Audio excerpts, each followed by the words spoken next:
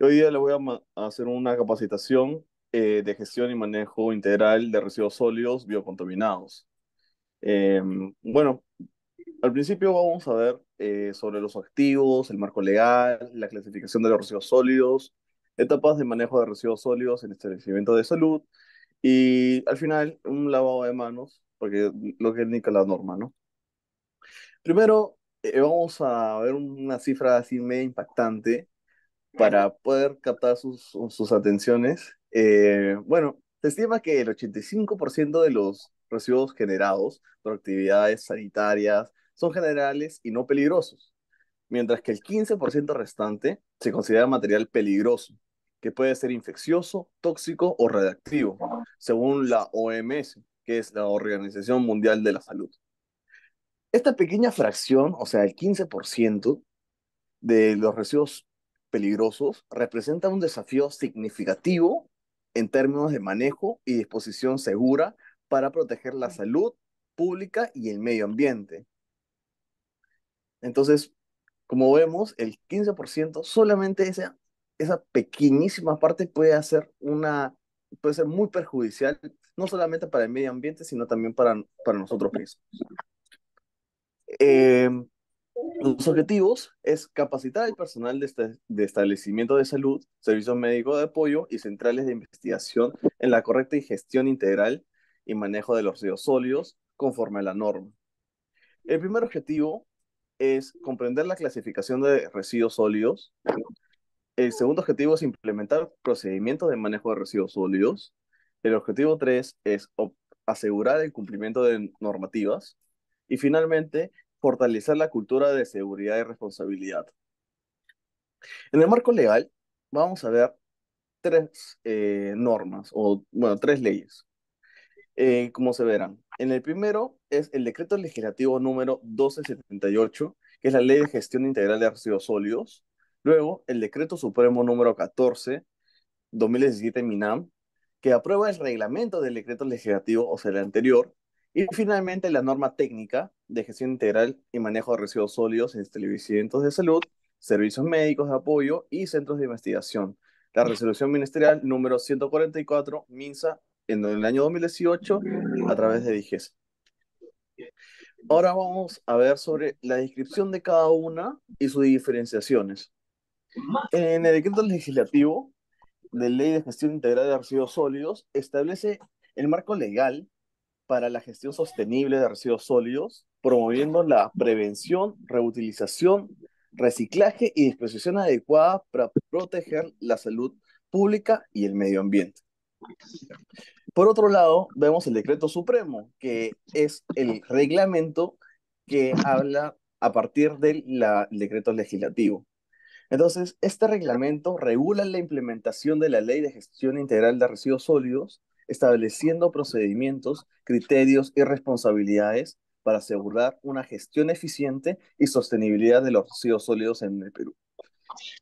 Por otro lado, tenemos la norma técnica de gestión integral y manejo de residuos sólidos en establecimiento de salud, la cual es la número 144 del MINSA de 2018 por DIGES. Esta establece lineamientos para la gestión integral y manejo seguro de los residuos sólidos en establecimientos de salud, servicios médicos de apoyo y centros de investigación, protegiendo la salud pública y el medio ambiente. Ok, entonces la diferencia es que el principio es una ley, luego sale el reglamento y luego la norma técnica, en especial para el establecimiento de salud. Espero que haya quedado un poco claro. Luego veremos la clasificación de los residuos sólidos. En primer lugar, vamos a ver que existen tres clasificaciones. La primera, los residuos biocontaminados. ¿Qué son los residuos biocontaminados? Son residuos de establecimientos de salud con riesgo infeccioso por contacto con fluidos corporales o por agentes microorgánicos. Por otro lado, los residuos especiales son residuos de establecimientos de salud que necesitan un manejo especial debido a su alta probabilidad de peligro. ¿A qué se refiere esto? A que puede ser tóxico, corrosivo, inflamable, explosivo, entre otros, ¿no?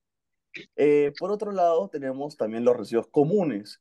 Son residuos sólidos similares a los domiciliarios y no representan riesgo biológico ni químico. Ya luego, ahorita lo vamos a ver, que, eh, cuáles son y cuáles son su clasificación dentro de la norma.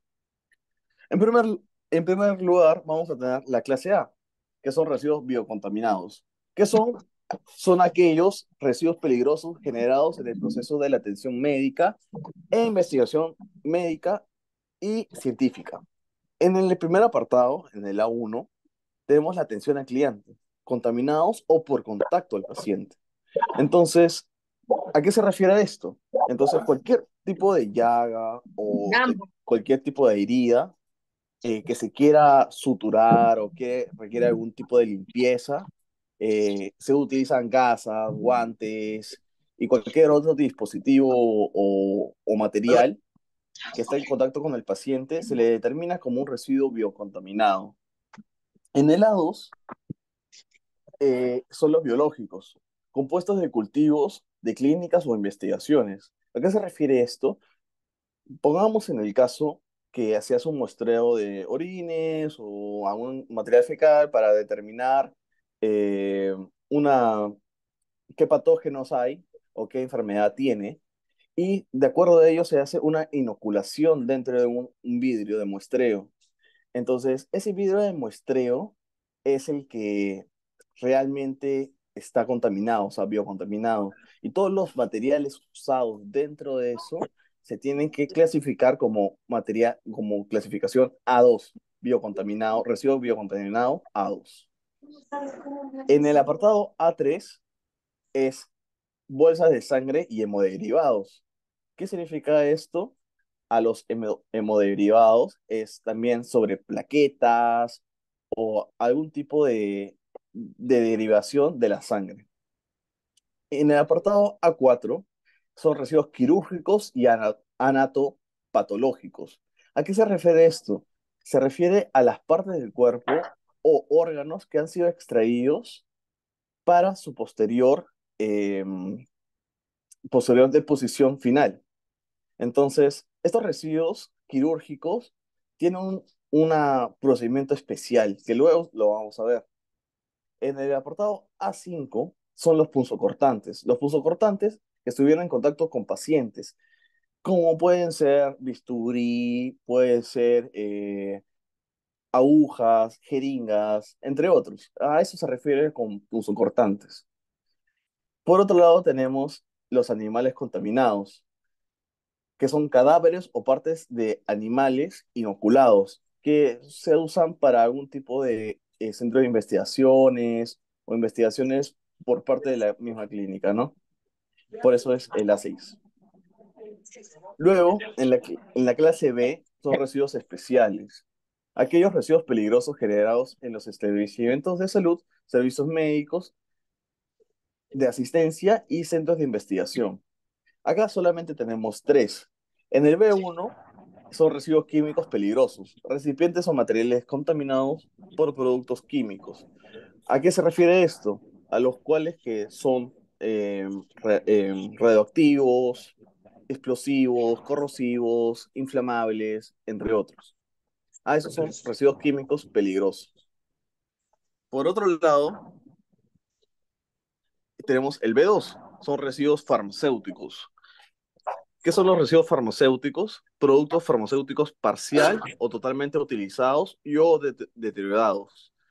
O sea, en pocas palabras, son pastillas que han sido utilizadas o deterioradas o simplemente vencidas. Finalmente tenemos el B3, residuos radioactivos.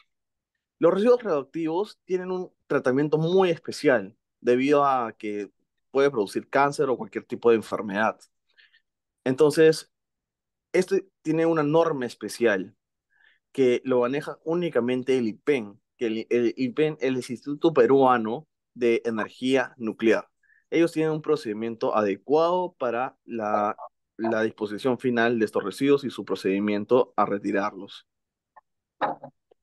En la clase C tenemos los residuos comunes, aquellos residuos que no hayan estado en contacto con los pacientes o con materiales o sustancias peligrosas que se generan en oficinas, pasillos, áreas comunes, cafeterías y auditorios.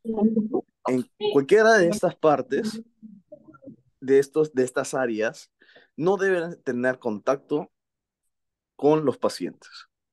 Si están en contacto con los pacientes, automáticamente pasan a ser biopeligrosos, biocontaminados, perdón. En el C1 tenemos papeles del área administrativa, papeles, cartones, cajas, insumos que no hayan estado en contacto con pacientes. Vuelvo a recalcar que no hayan estado en contacto con pacientes porque es muy importante según la norma. En el C2 tenemos la parte de recipientes del área administrativa, vidrios, maderas, plásticos, metales, hasta placas radiográficas, pero que no hayan estado en contacto con pacientes. En el C3 tenemos resto de alimentos en la cocina, limpieza de jardines y objetos de valorización. Es decir, resto de alimentos en la propia cocina, que no hayan sido comidos o estado en contacto con los pacientes, sino los restos simplemente en la parte de la cocina. Ahora vamos a ver etapas de manejo de los residuos sólidos en establecimientos de salud. ¿Cuáles son las etapas? En primer lugar, tenemos el acondicionamiento del establecimiento de salud, luego la segregación, el almacenamiento primario, el almacenamiento intermedio, la recolección y transporte interno, el almacenamiento central o final, valorización, tratamiento de los residuos sólidos y finalmente la disposición final. Hago estas rayas o esos paredes rojas porque ahí es hasta donde se determina el uso de los centros de salud o, los, o la fiscalización y la supervisión del establecimiento de salud. Luego de la parte de almacenamiento central o final es por parte de una EORS. ¿Qué es una EORS? Es una empresa operadora de residuos sólidos. En primer lugar, como dije, es el acondicionamiento. ¿Qué es el acondicionamiento? Es la preparación de las áreas del establecimiento de salud con materiales de recipientes, es decir, contenedores, tachos, e insumos, que son las bolsas. ¿Cuáles son las características de los recipientes? Son las bolsas de polietileno, según especificaciones técnicas de la norma, recipientes rígidos e impermeables resistentes a fracturas, a pérdidas de contenido, es decir, que no se derramen, y recipientes rígidos para residuos punzocortantes con un símbolo, o sea, debidamente puesto una ficha o en alguna imagen que represente que son únicamente para punzocortantes. En la parte 2 es color de bolsa y símbolo según la clase de residuo, es decir, los residuos biocontaminados tienen y deben estar depositados en la bolsa roja. Los residuos especiales tienen y deben estar depositados en la bolsa amarilla. Y finalmente, los residuos comunes deben estar depositados en la bolsa negra. Para los punzocortantes, deben ser recipientes rígidos únicamente para los punzocortantes, como lo dije anteriormente, con un símbolo. ¿Cuál es el procedimiento para el acondicionamiento? Seleccionar los tipos de recipiente y determinar la cantidad a utilizar en área. Determinar la cantidad, color y área y capacidad de las bolsas, que debe ser 20% mayor al recipiente.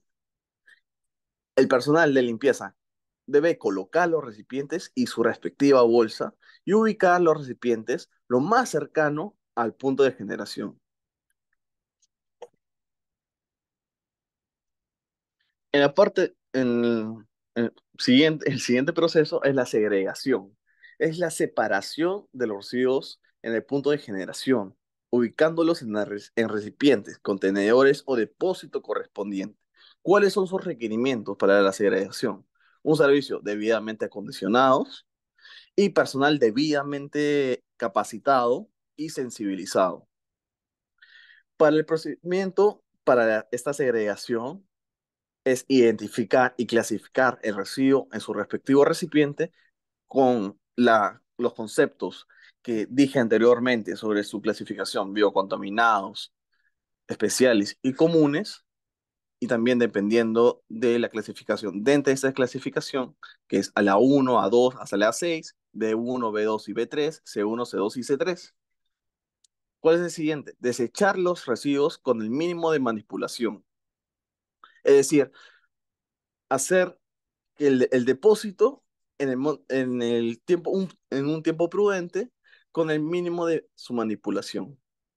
Las jeringas y las agujas deben estar en el mismo recipiente rígido.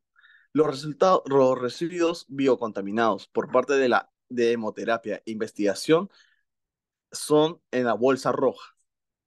Y los residuos biocontaminados, que son piezas anapatológicas, deben estar en plástico rojo y almacenados en una cámara fría para no tener una degradación de estos. En el almacenamiento primario es el almacenamiento temporal de los residuos sólidos, realizando de forma inmediata en el ambiente de generación.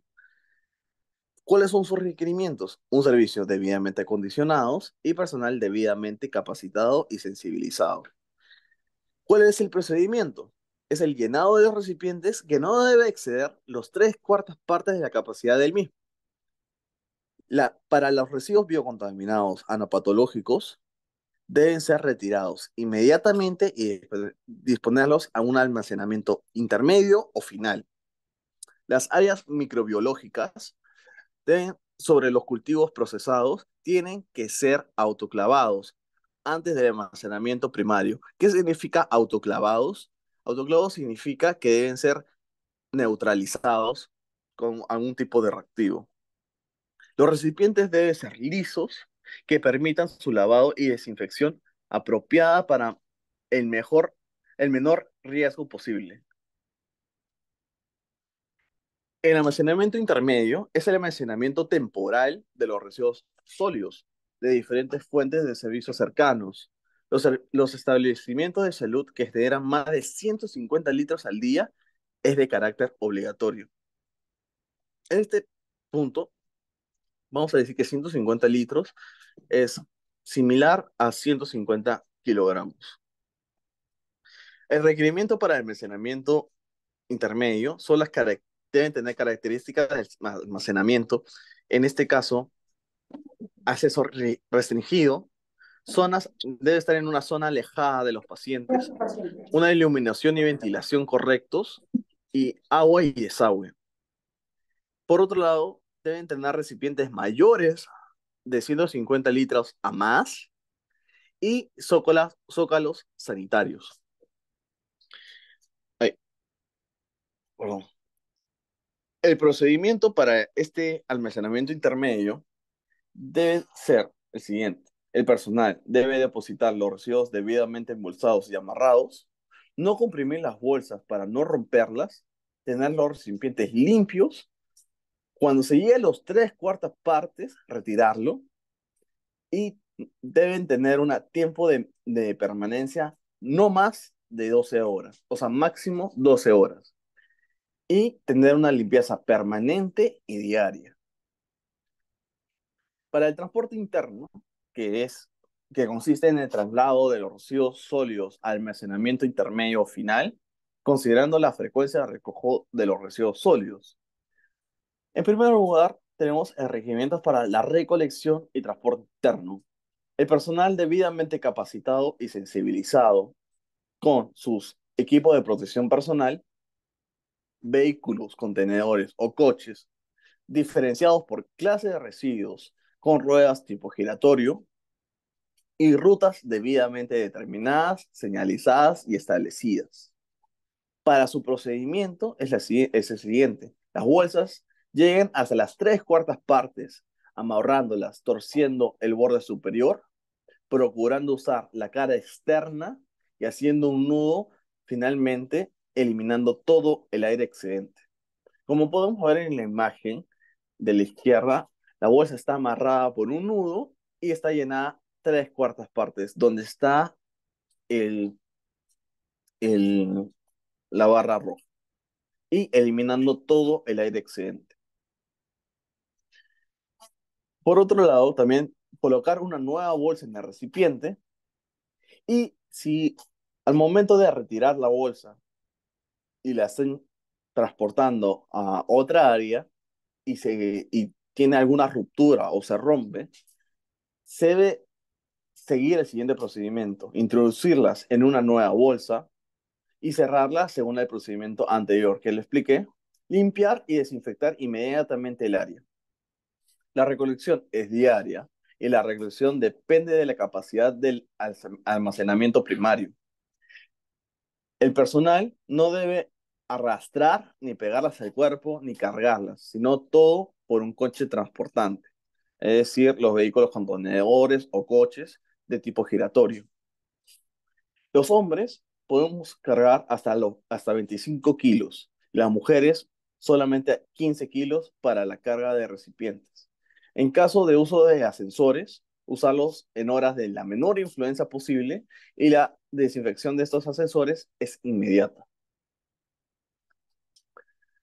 Para el almacenamiento central o final, en este almacenamiento son depositados temporalmente para su posterior traslado a un lugar de tratamiento, valorización y disposición final. Y no debe superar las 48 horas. Un ratito que voy a tomar un poco porque se me está gastando la voz. Los requerimientos para el almacenamiento central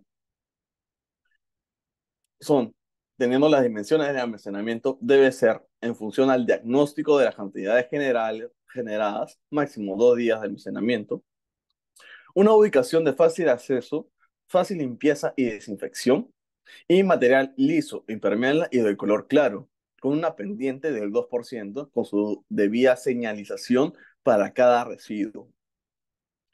Luego, en el procedimiento, se debe almacenar los residuos de acuerdo a su clasificación que hemos dicho anteriormente, colocar las bolsas de los residuos biocontaminados, limpiar y desinfectar adecuadamente, un correcto almacenamiento de las sustancias químicas sólidas y semisólidas, y por parte de los productos farmacéuticos vencidos o deteriorados parcial o totalmente, se debe seguir el procedimiento de digemito. Para los residuos radioactivos, como lo dije al principio, es según la norma del INPEN, que es el Instituto Peruano de Energía Nuclear. En la etapa de valorización, cualquier operación cuyo objetivo sea los residuos para aprovecharlos y tener una finalidad útil a sustituir los materiales, se le llama valorización.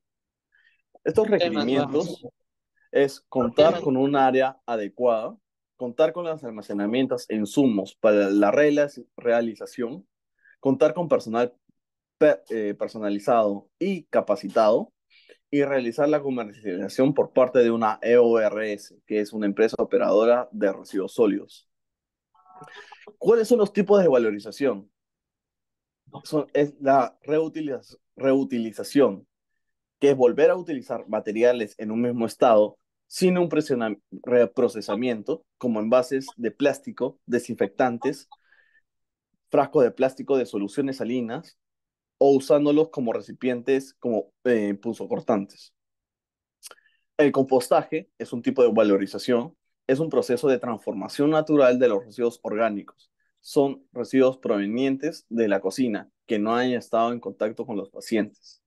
La recuperación de los aceites. Se puede recuperar los aceites usados de los aceites de vehículos, calderos, plásticos herméticos o plásticos de polietileno.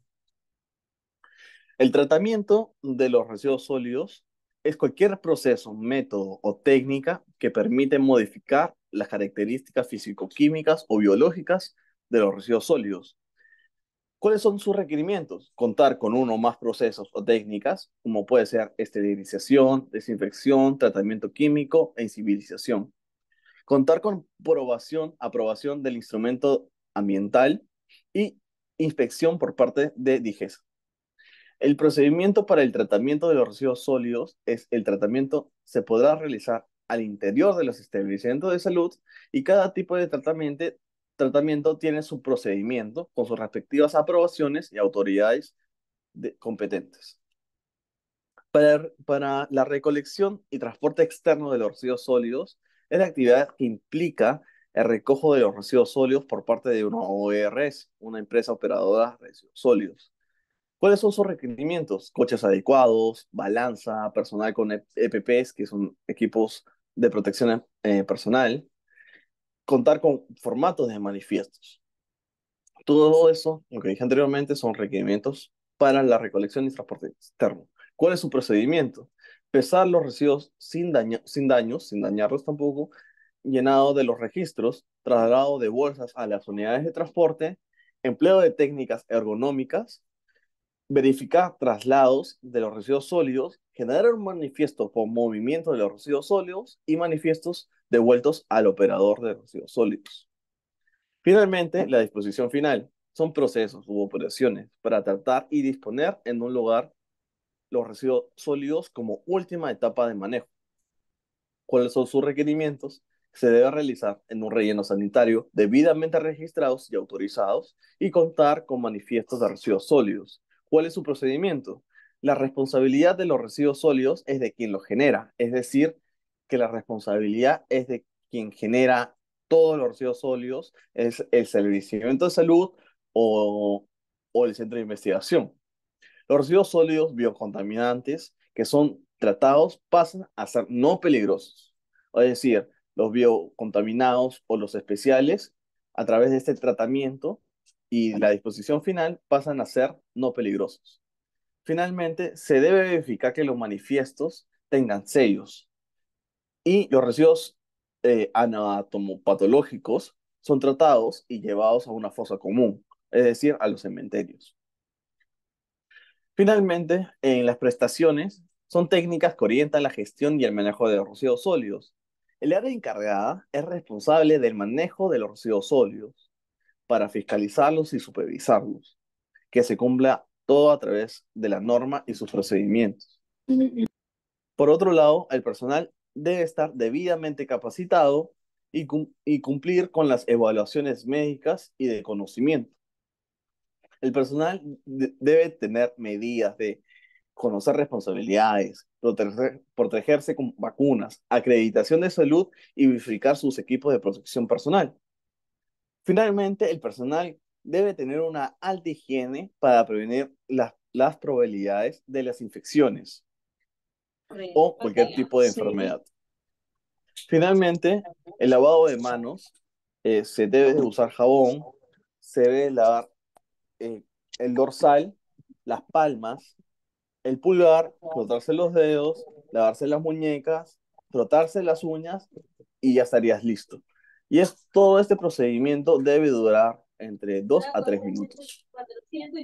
Muchas gracias. Y finalmente quisiera que se puedan llenar un form con sus datos y unas preguntas para determinar si han captado todo.